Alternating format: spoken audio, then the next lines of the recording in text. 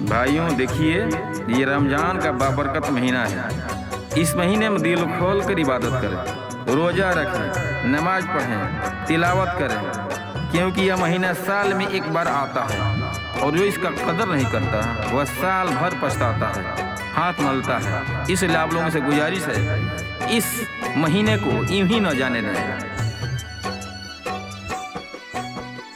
इन्हीं बेकार चीज़ों में वह दाना ढूंढ लेता है, शहर के ढेर में मुफलिस खजाना ढूंढ लेता है।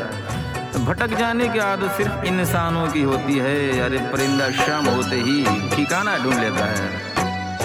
हर साल आवेला ये कोई महीना रोजा रोजदार के मिले खुशी के खजाना बरकतों से भरल बहगाना की आइल रामा जान के महीना बरकतों से भरल बहगाना की आइल रामा जान के महीना। हकीकत है कोई ख्वाब नहीं, इस महीने का कोई जवाब नहीं। अरे हकीकत है कोई ख्वाब नहीं, इस महीने का कोई जवाब नहीं। मैं तो इसका वेलकम खैर मकदम दिल से करता हूँ, लेकिन अफसोस कि मेरे पास गुलाब नहीं।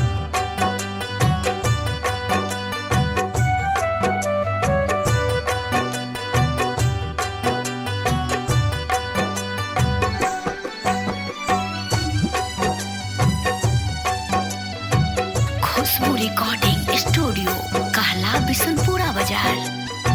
मिक्स बाय इमाम बाबू। धरती आकाश झूमे चांद सितारे रोजा नमाज रखो सुनो मोर प्यारे।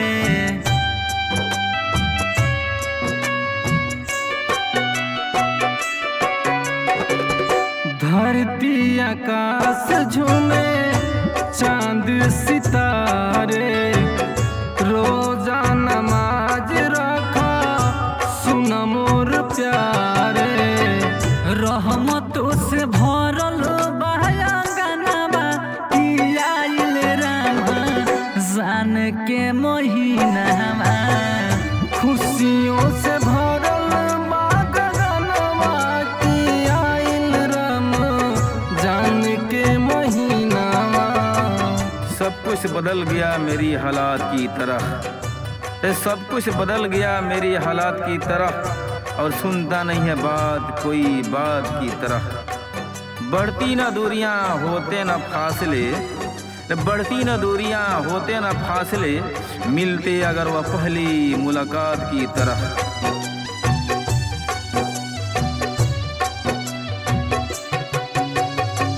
खुशियों से भरी ताहार घर परिवार हो रोजा नमाज रखो इमाम इरफान हो।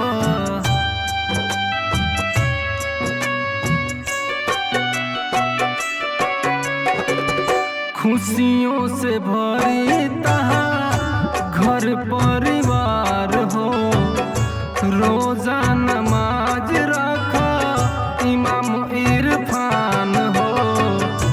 मुनाम साहेब रखो ध्यानमा की आइल राम जान के महीना बरकतों से भरल बागनवा की आइल राम जान के महीना।